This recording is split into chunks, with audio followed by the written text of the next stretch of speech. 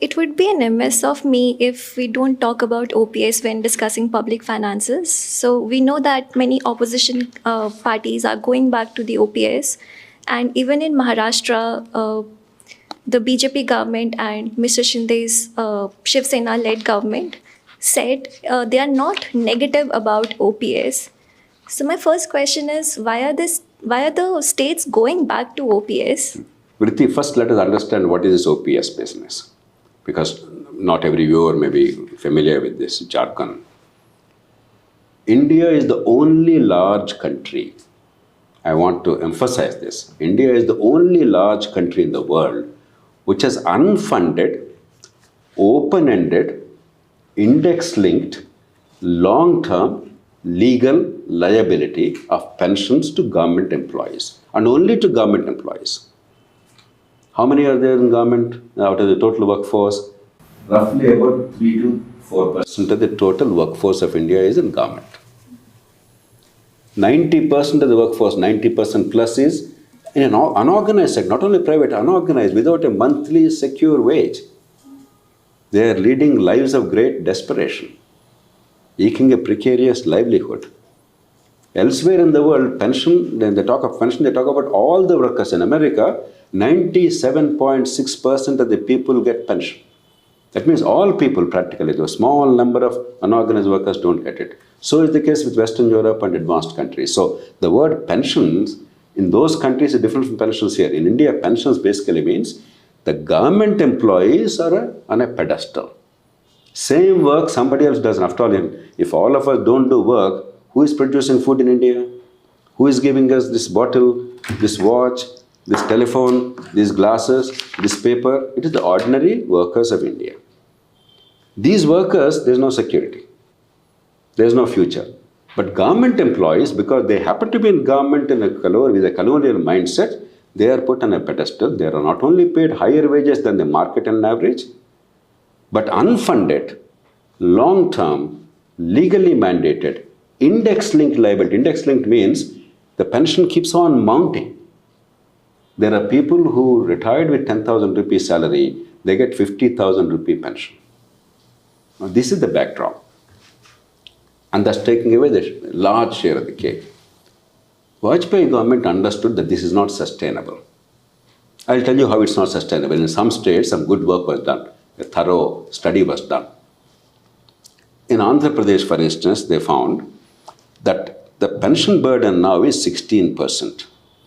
If you embrace the old pension scheme of the kind that was prevalent until 2004, which now some of the sections of the employees are demanding, some states are now yielding to that, it would be 39% of the revenues of the state, of the total revenues, including Government of India transfers. Today, the salaries and pensions, they constitute 74% of the state's own revenues in Andhra Pradesh. It would be straightaway 129% of the state's own revenues, salaries and pensions alone. That means state taxes are not enough to meet even salaries and pensions if OPS is embraced. The burden will not be felt tomorrow. The burden will be felt from 2035 onwards. I'll come to that later. The debt today, Andhra Pradesh debt to the state is, as opposed to the 20% norm for the states, is now already 38% plus. It will become, over time, over decades, 211% of the GSTP. That means double the state's total income will be the debt with old pension scheme. The fiscal deficit, that means the amount of money you're borrowing every year, is 3% or thereabout today of the GDP or GSTP of the state. It will mount to 11%, only because of old pension scheme. But this burden is borne by the whole state. It will collapse. Every state will collapse, I guarantee you. Some states a little sooner, some states a little later, depending on the current status, that's all. But this collapse is going to happen 15 years later, probably from 2035, 36 or something. Now, we live in a world where life does not exist beyond 10 minutes. In social media, they say beyond 10 seconds. People get bored if you and I answer a question for more than 30 seconds or something. Therefore, we are not able to anticipate our children's future. Now, my generation is a passing generation. For you, you may think 15 years is a long time. I can assure you, it goes off in a jiffy. By the time you realize, I'm sorry to tell you that, at this young age, you will be suddenly in your 30s. That's the way life is. Even now, in my mind, I can imagine that I was just 24-year-old young officer who joined government. I was a discipline magistrate at 30, etc. But the truth is, about more than 40, 42 years have elapsed since then. So that's how life moves. So while 15 years appears very distant future today, it's not that distant, it's real, it's imminent. Now, what is the new pension scheme or national pension system? Vajpayee government understood this danger, and we must really be grateful to him. He was, I think, 80-year-old man at that time. So he had no future personally, but he genuinely cared for the future generation. This is the hallmark of great leadership. That you don't do something for today, but you actually think of 20 years, 30 years since, well after your passing. And he quietly brought all the states and all parties together and came up with a national pension system. What is national pension system? It is a funded pension. That is the key. Defined contribution. The employer and the employee, in this case the government, makes a contribution today. So whatever you will be spending 20 years, 30 years later, you are not simply making a declaration and a law today and leaving it to next generation's tax money. You are actually providing for it in a fund today. That is what all countries do, except India. So he brought India to the mainstream. That whatever pension you pay, it's up to the government and the budgetary constraints.